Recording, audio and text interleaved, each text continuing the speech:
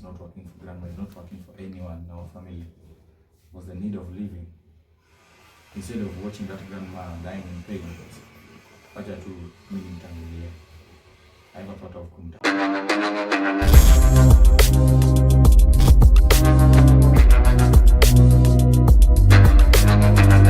What's up, beautiful and amazing people? It's your girl Benny and welcome back to the Benny Experience. Kama kawa, kama chawa, ukiwa mwezi waka. Kila siku tunaleta mashine, saa zingine tunaleta stories, saa zingine humanitarian stories, and not all the time we are happy. So today tumepata na teacher Kalausi. Unamjua from TikTok, the teacher who makes all of us laugh in class. Na stories zake ziko very critical. Lazima usikize hiyo joke ndio uweze kucheka. Tumekuwa na teacher Kalausi kwa industry for how long? I can say for 3 years now. 3 years. Since 2021. So umepiga content imekuwa ndio bread and butter from 2021. Yeah. Before then ulikuwa unafanya nini? Before then I was working at Gikomba, nilikuwa navuta mkokoteni na kubeba mzigo. Yeah. Tumekujua ukipitia na content, but unajua mimi wenda straight to the what has brought me here because nimeshakaa na wewe before interview ukanielezea all this. So nimeingia Instagram jana usiku. Kuamka juzi nikapata unauza Instagram. Kidogo watu wakakuamini unauza Instagram. And then you came to clarify with a video that hii Instagram unauza ni wewe unauza. Unaweza kuelezea kidogo kwa nini umefika mahali unataka kuuza 889 subscribers? Ni 8889 na 841. Yeah. Unaweza tuelezea kidogo ni kwa nini umefikia uamuzi wa kuuza Instagram? Alright, for the past 12 months, things have not been easy with me. I've been just trying to hold on as a man, kuzinyamazia, hoping that one day things will change. We will again laugh the way we used to do with other people whom I can say today I'm not seeing them. Yeah. Tokea scandal nilikuwa nayo TikTok, maisha yangu ilichange sana. Vitu vingi zilipotea mikononi mwangu. Lazima unajua sasa kuna watu wamejoin TikTok jana. Kuna wengine walijoin TikTok last week. Kila siku watu wananunua simu, wana subscribe to TikTok. Last year watu hawezi kumbuka what scandal. What is that happened to you? So after Baba Mona's burial, there is this lady from USA who was once my good friend on TikTok. He used to gift me with an intention of us dating. And upon her arrival to Kenya, when I now confronted her, I told her that according to my poor life, the life I've lived, and you are lucky, you and your family are in the USA, I feel like mimi na wewe tukidate your family members will just think that ni utajiri wenu umefanya nikakudate ama nikaamua kukaa na wewe.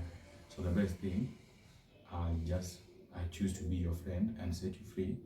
We look for a richer man mkuwe naye in the same category, because to me you feel like haiwezekani. No. So uli end relationship? I told her that just be friend. Alikuwa nakupenda? She claimed that she loved me. So at the same time, I did that to see, because they always say if you love something, fight for it. So I did that to see if she will fight for it or just let it go. And I was very ready for the two outcomes, either letting it go like that or seeing her fighting for it. But instead, she chose to just go to TikTok, pay someone whom I don't want to call his name, of which I know even if I call the name, nothing will happen. Pay Malisafi. So she paid Malisafi to destroy Kalausi's name, to say how Kalausi has stolen 700,000 from her. You get the point? So when she came with that thing online, in fact, she never wanted to talk about it, but she was just pushing people. You just say, I made my 700,000, I've sent you all the transaction. And all those people came to TikTok, said everything, which I can say 98% of TikTokers believed it. Some started hating me from there, calling me money swindler, calling me lazy man, and I said it's okay. I'll remain with the 2% who came and stood by my side and told me, Kalausi, we know you can't do this. So let me stop you there. So TikTok as a platform is the reason why you are in this mess. Definitely yes. How many followers do you have on TikTok? 1.9 million followers. All of them, most of them were abusing you at that moment. Were your followers standing with you, or pia were support the other side?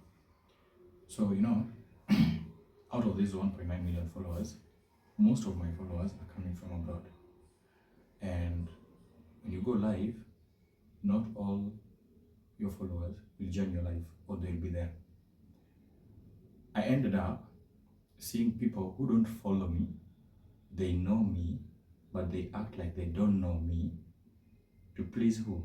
To please the other party. Melissa. Yes. And then later on, at the same time, the comment section, you see them coming saying just a cut, just a cut. But when things goes worse on the live, you see them in the comment section writing whatever they're writing there. So I can say most of them, or not even most of them, 100% of the haters I saw there, all of them are Kenyans. I will not mention UK fans out here on this platform, The US. Canada, UK. So what made me lose my global fans is because of how my fellow Kenyans took it real that I really stole 700,000 from this lady and the abuse that was being seen there. So when my fans saw it, some withdrew themselves from supporting Kalausi. Have you lost? How many you are at that moment? How many followers did you have? I have 1.9 million Even followers. now. They withdrew their support. Mm-hmm. You can't look at them, we are friends. They follow. You get. But they are not supporting But you they're not as they supporting used to. you. Like So when you they do a used to. video, there's a video you did and you got 20 million, 40, 20 million, 38 million. 38 million. Now today if you do a video, how many views will you get? It takes time to go up to 1 million. It really takes time. It's not like the way It's not like the way it used to be.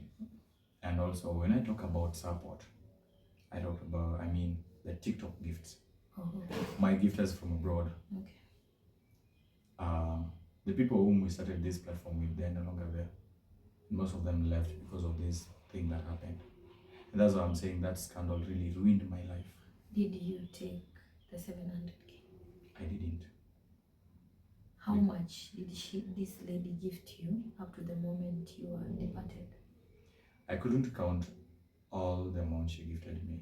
Don't you think that is what she's referring to? It wasn't even adding up to that point because I couldn't gift for a year. Yeah, I couldn't gift for a year. She could come, gift me 10K coins, but not daily because I don't go to live. I don't go live daily. Okay. You get the point? I get the point. Yeah. So, life happened, your gifters withdrew. I can see most of your gifters on your wall. All those gifters stopped gifting you at that moment. The ones you have in here, these are the people whom, since we had these scandals, just like I said, after that scandal, my life changed and that scandal ruined my life.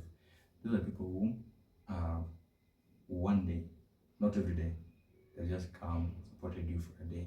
When I'm totally down, that day that I feel like today I've reached the end of the road.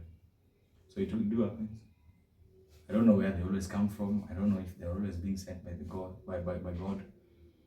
So after gifting me, I choose to make a portrait to remember each and every person, the support they gave me and where they found me. You get? Yeah. So be it 20,000, be it 10, be it 50, I just do a portrait to remember that this person on this month, on this date,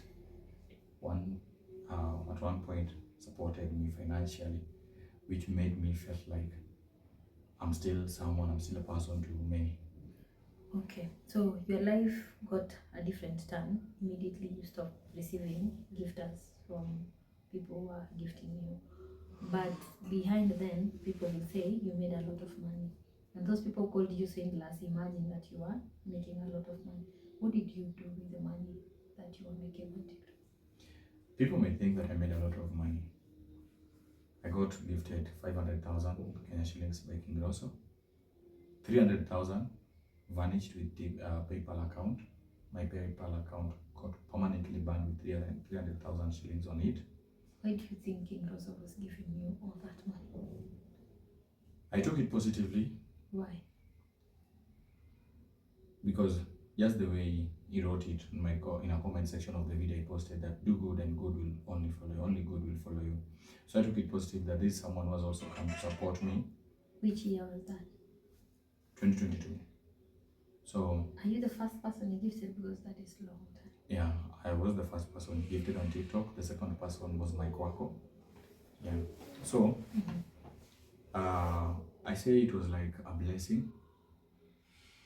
At some point, he said he really lifted me up because I was down. I was totally very, very down. So when he gifted me, I said, okay, now I found someone who's appreciating me since TikTok doesn't pay. TikTokers depends on coins, the gifts. That's why I don't always have any negative thoughts about the gift we receive. Because you know why I'm asking, I'm shooting all these questions. I know we have problems, but in order for us to help you go forward, we have to know what really happened.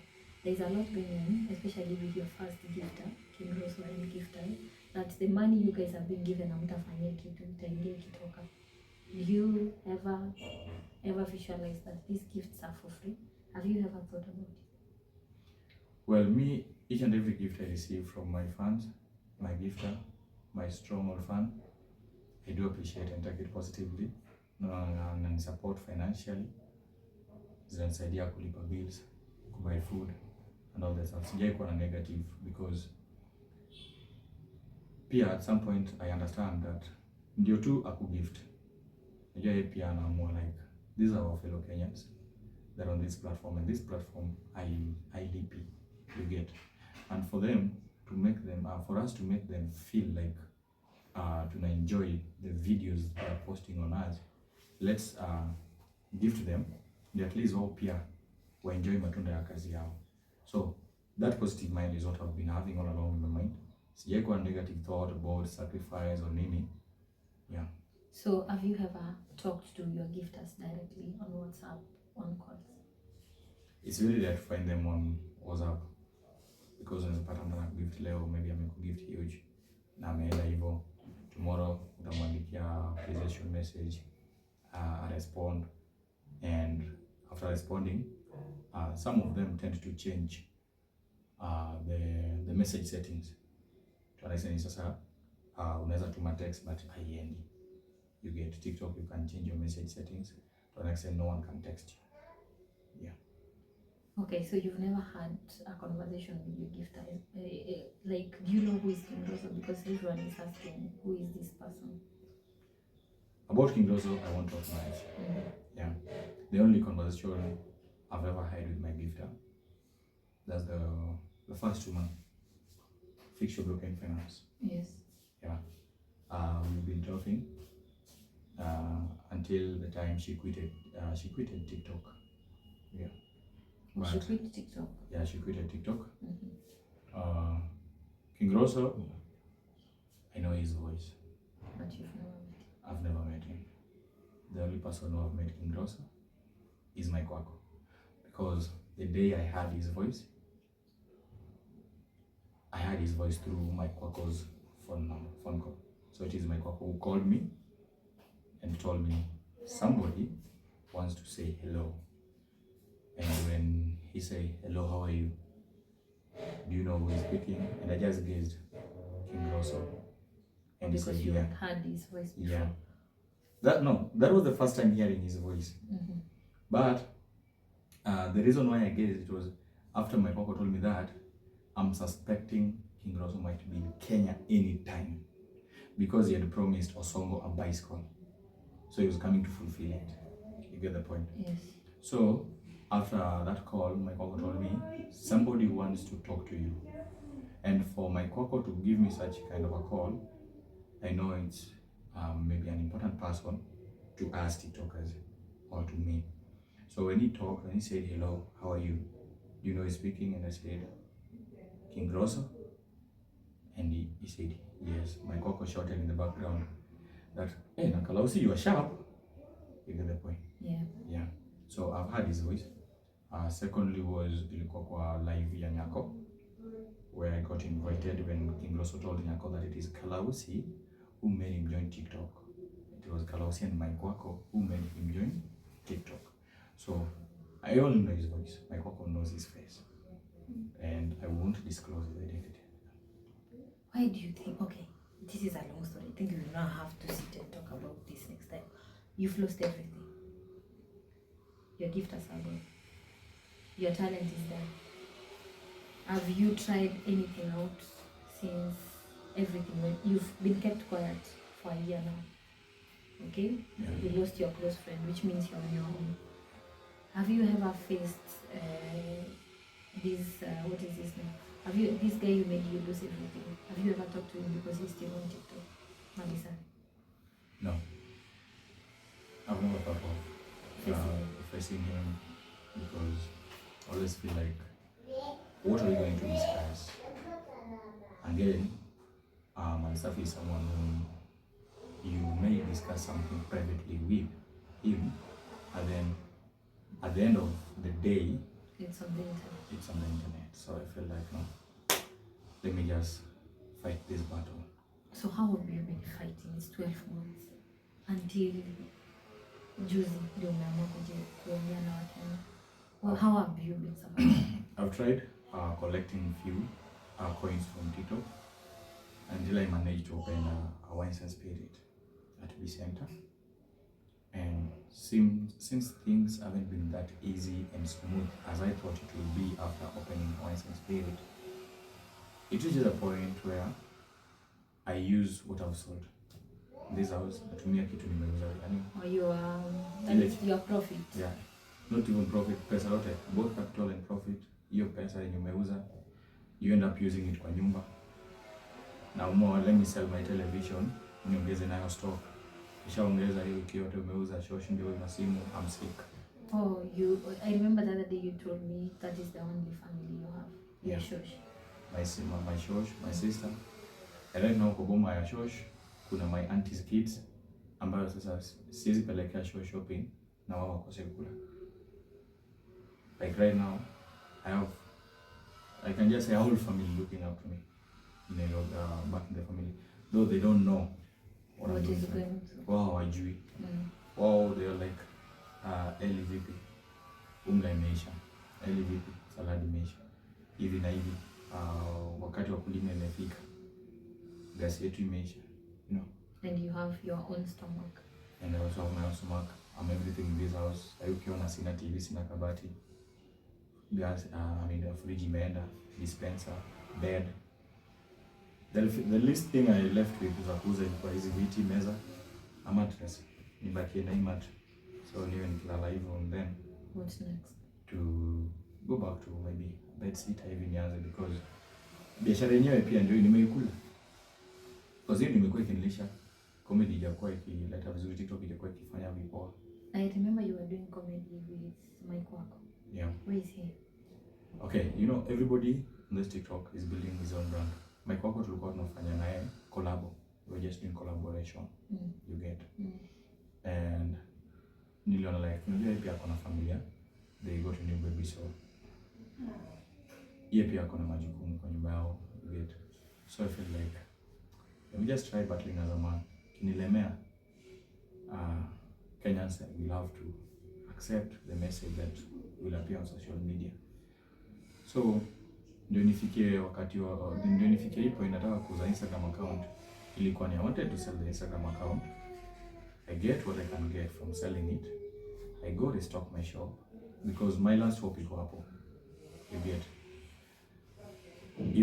If no sales is recorded, itafungwa. The shop will be closed. Juu mwenye pale yeye hataki kujua kama unauza ama hujauza. Yeye anataka kujua 10 ikifika umelipa rent pale.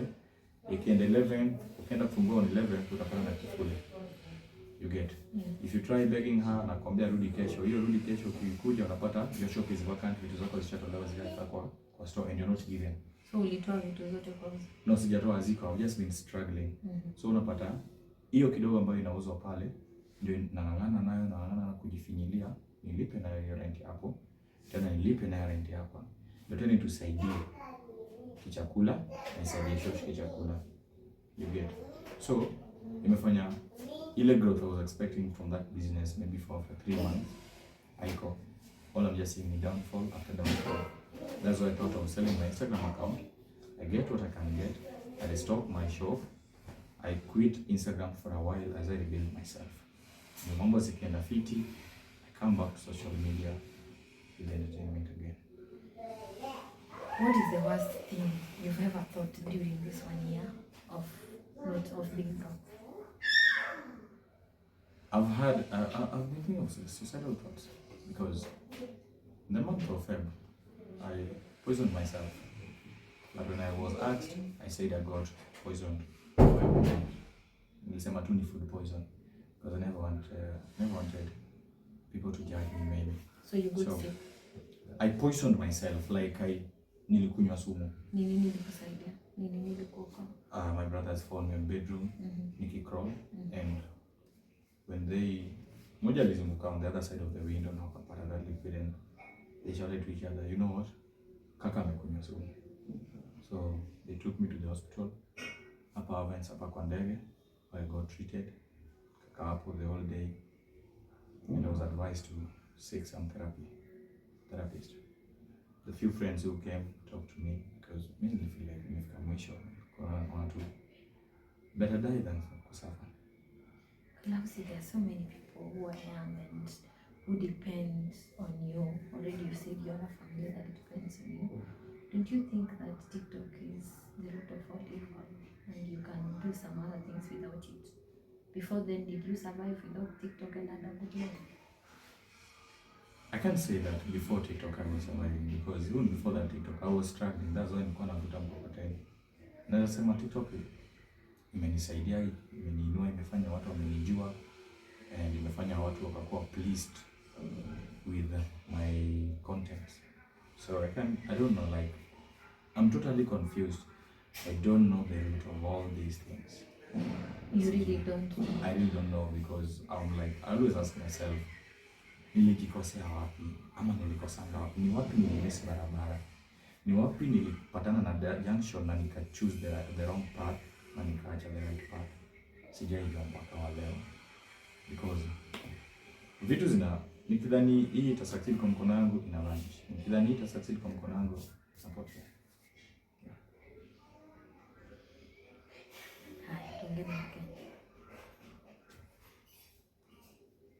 I just want to thank Kenyans, my fans, my true fans, who have been coming through, calling me, praying together, encouraging me, financially support, giving me financial support. I really want to thank you because when you listen to that account, you know what has been disturbing me mentally is, do you know the pain? Or do you understand the pain of growing ukijua? You're gonna be rich, No, not that.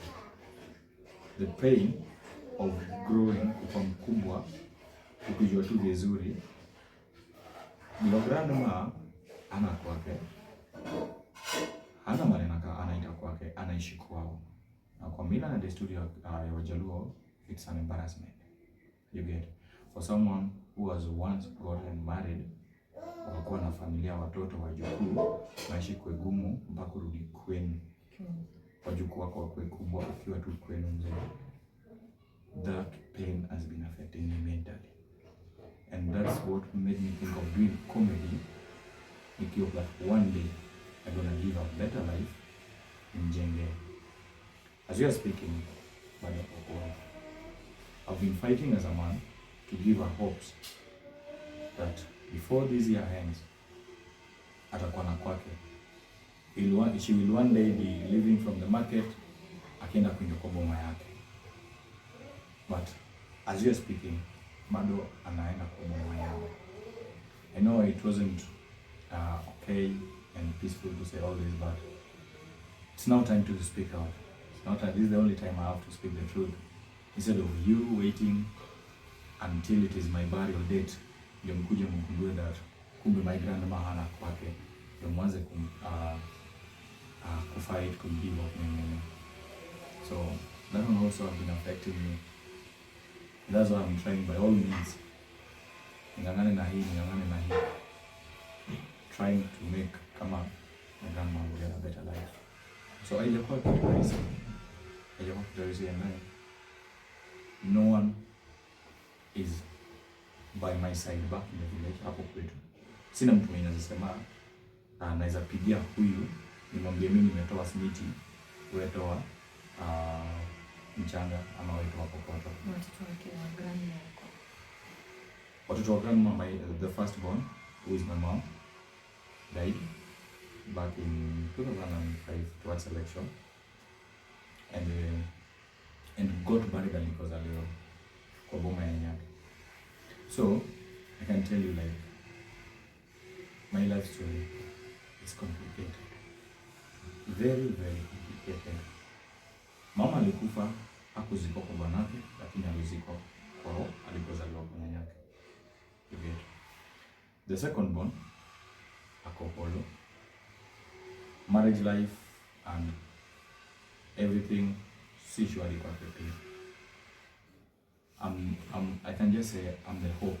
You're the only hope for yeah, in the hope, because I always do give a call, tell me, Kalausi, saidia niambie. I sacrifice kama maybe nilitoka kwa binds na kitu na warushia. At the end of this call, you receive a second call. Yeah. Which I understand their situation, and that's why I've been holding on as a man. Nimeishi hapo, nimejua mali nimetoka. So hizi zote zikinifanyikia, I don't know why, like, now the one carrying all the burden of that family.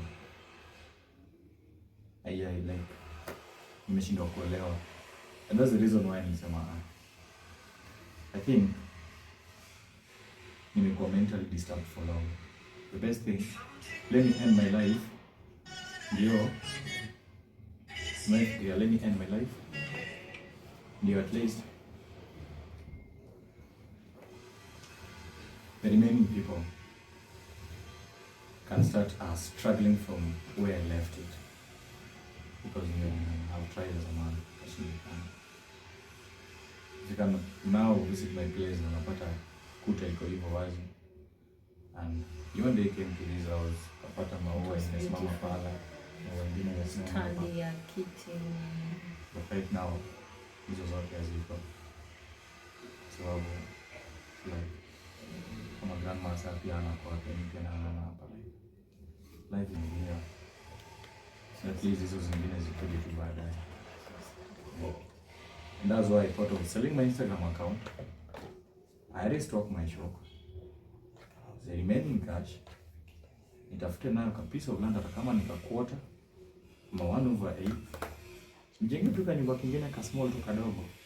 At least yeye pia aite boma yake. Just the same way other people's grandmother, people's mother are having their own story. Not that I've made it, I haven't made it. I've not made it. I've been struggling. I've been hiding my pains behind my smile. Napatana watu nje nacheka, people think I'm rich. Kwa sababu gani? Because of the numbers I'm having on social media. Yeah, that's it. Now we're here, Kalausi, to make sure that you don't take your life and you don't sell your Instagram account. And you stand as you used to. I'm hoping so. If you invest to anyone who is willing to support me financially, my M-Pesa number is 074892 1925. Name Eluchian. To everyone who I would like to use maybe bank transfer, my bank account is Family Bank, paybill 22211, account number 04 200,000, 90, 50. I want to thank everyone for your kind support. Thanks to the people who've been reaching out. YY comedian, Terence, Asipul, Kioko, Nicholas Kioko, President Ali, and all my fans and friends from abroad. I want to thank you all for your amazing support. God bless you. I don't take this for granted, but I thank you for coming through, for reaching out, to give me hopes of living, to make me feel like I'm a person. May God bless you all. Thank you. You need to clean your name. I want you to talk to your fans. You did not steal anyone's money.